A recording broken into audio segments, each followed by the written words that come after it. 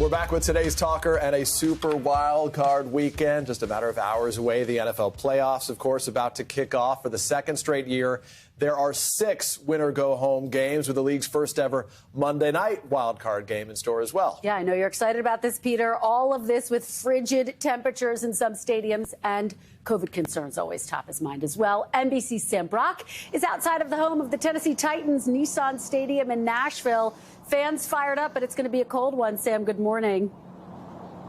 Yeah, Kristen, Peter, good morning. Fired up would not necessarily be the words I would use right now. Sticking with the winter theme, the presents are under the tree. They just got to be unwrapped right now, guys, because this is arguably the best weekend of football in the entire NFL season. There are storylines flowing from every single contest, from Steelers quarterback Ben Roethlisberger playing in his final playoffs to Tom Brady facing a familiar foe, and the Tennessee Titans here clinching the #1 seed in the AFC without their best player for half the season. Now, the Titans play next weekend, but for 12 teams, they're deciding their fate in the next 72 hours. Are you ready for some football? For football fanatics, the big day has finally arrived. The NFL playoffs kicking off in a matter of hours with the margin for error never thinner.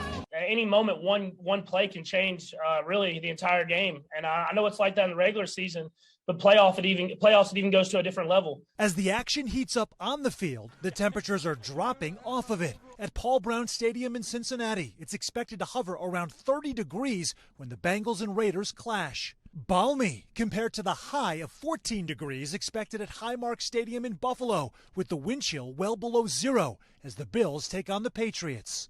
It's not fun getting hit in the cold. It's not fun catching, hard passes in the cold. I think it's an even playing field for both sides of the ball. I mean, you got to stay as warm, as stretched out as humanly possible, because, again, you're sitting on the bench for an extended period of time. Your body will start doing different things.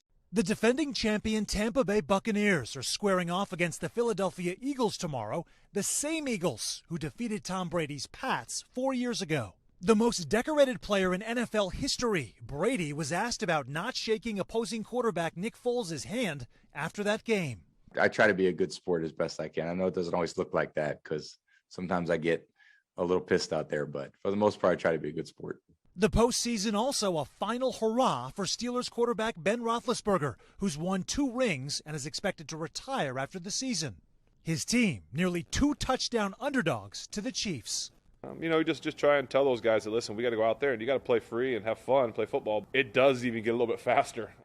Guys, with more than 500 NFL players testing positive for COVID in the month of December alone, the virus is going to be under the spotlight as well, including for America's team, the Dallas Cowboys. Their star linebacker, Micah Parsons, just coming off of the COVID-19 list. In addition to that, unvaccinated wide receiver Amari Cooper was just fined by the NFL for attending a Mavericks game, NBA, courtside with no mask on. Peter and Kristen, back to you.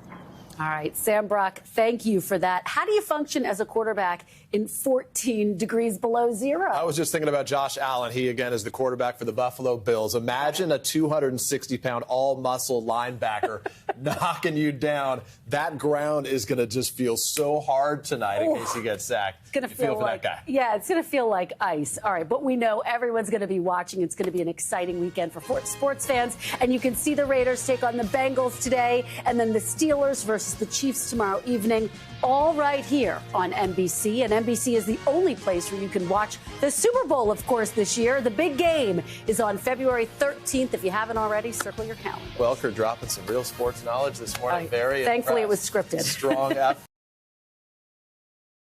Hey, thanks for watching our YouTube channel. Find your favorite recipes, celebrity interviews, uplifting stories, shop our favorite deals, and so much more with the Today app. Download it now.